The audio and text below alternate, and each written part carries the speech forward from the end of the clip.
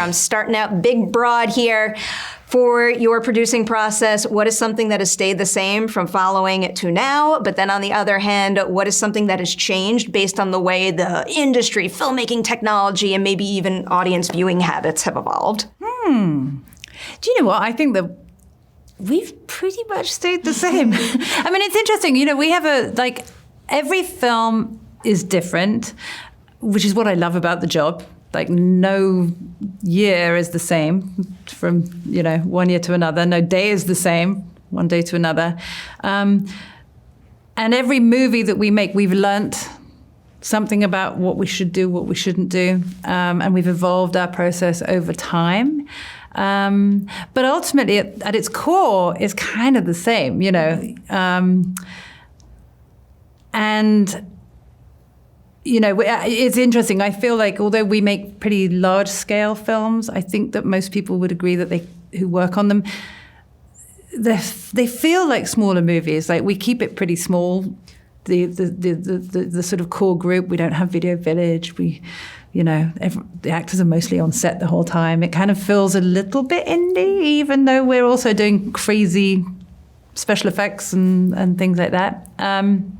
But then in terms of the broader industry question, I actually feel that we've been very lucky that our films have been as successful as they have because we've been able to kind of stick to our guns in terms of what we believe. Stay the same. we don't get these classically beautiful blockbuster films. You two are kind of leading the charge with that right now. Yeah, we've been incredibly lucky because if the films had not been as successful, I don't think we would have been able to sort of dictate our terms in that way. And one of the things that I'm really pleased about with Oppenheimer's success is that, we've been hearing from the business that theatrical is over. Nobody wants to, kids don't have attention spans. They're not going to go to the theater, all of that old nonsense. And Oppenheimer has proved, this summer has proved that that's not the case at all. People are absolutely just as interested in theaters, seeing movies in theaters as they always have been. We just have to make the movies that they want to see. There you go. That's the key, isn't it? So you brought up that this production, it's a big budget movie, but it's got a more intimate feel to it. Is there anything that you see a lot of big budget, maybe franchise movies doing in terms of overspending where you would say, if you pare it down and have less, it's actually going to wind up being more in the finished product? Well, I don't know because I haven't worked on those films, so I don't know exactly how they do it. But I will say that when we sort of map out how we're going to make the film, what we're trying to do is make sure that every dollar we spend is on the screen. So, and also we set ourselves sometimes the parameters that you are set for yourselves in terms of the way you're going to shoot the film sort of leads to a certain magic when people have to sort of sit down and say, okay, well, we don't have X, but maybe we can do it in a different way, and then we'll come up with Y. And I think that sometimes that's where true innovation happens, is when you're not just following the sort of usual way of doing things just because that's the way it's done. You are having to be inventive, and that leads to magic. Like making a movie this big on a 57-day shooting schedule. Yeah, when I heard that, I'm like, no way. It was crazy. No way. Crazy.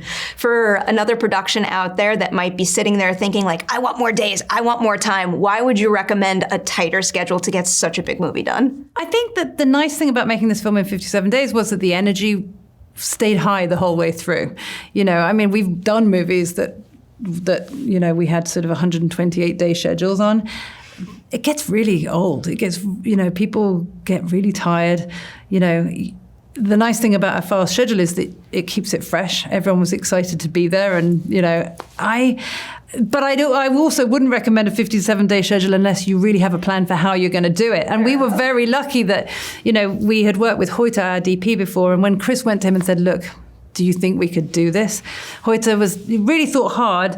And then he sort of adjusted his working methodology in order to make it work. We only had sort of one camera. We didn't have, he did much of it handheld, which is crazy, by the way, when you're talking about an IMAX camera. That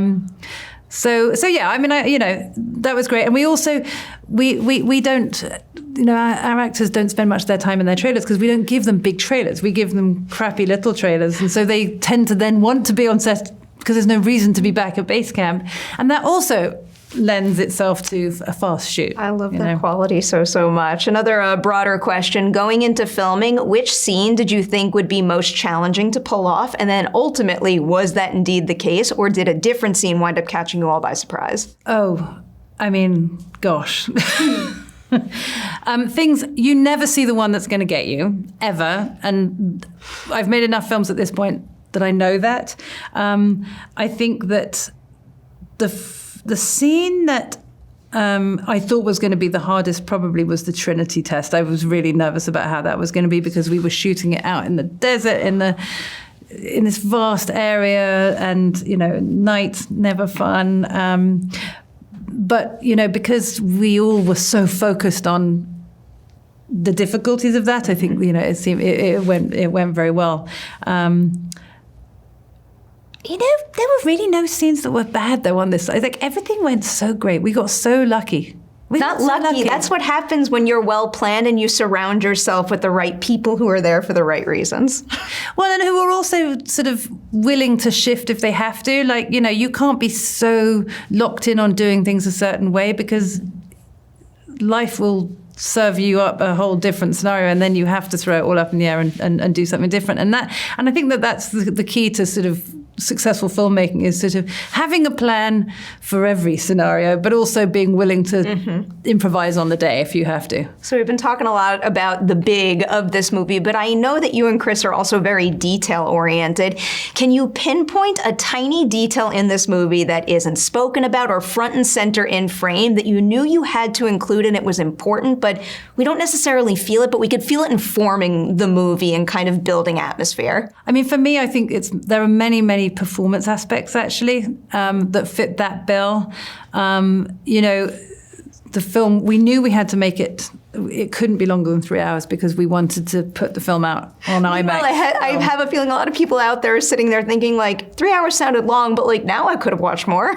Well, this is the thing, Yes, 3 hours is long, and I wasn't very happy about that when I first read the script, let me tell you. But we knew that we knew that it had to be 3 hours because of the IMAX platter. We couldn't go any longer, or it wouldn't have fit. And so I think the first time we watched the film, it was probably about 3.5 hours, and from that point on, they just had to pull stuff out. They didn't cut whole scenes; they just trimmed and trimmed and trimmed.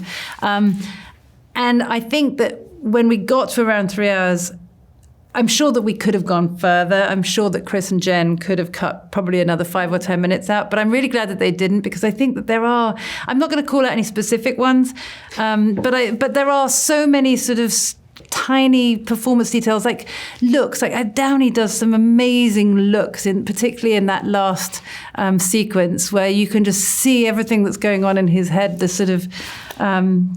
it's just incredible, and I think any tighter and we would have lost those depths. One moment where he gives the slightest smirk, and I'm like, oh my God, that one frame of material says so much, and I love it. Congratulations. Oh, thank you. Congratulations. Thank you. All the good coming your way. You guys deserve. Thank you. It was really nice to meet you.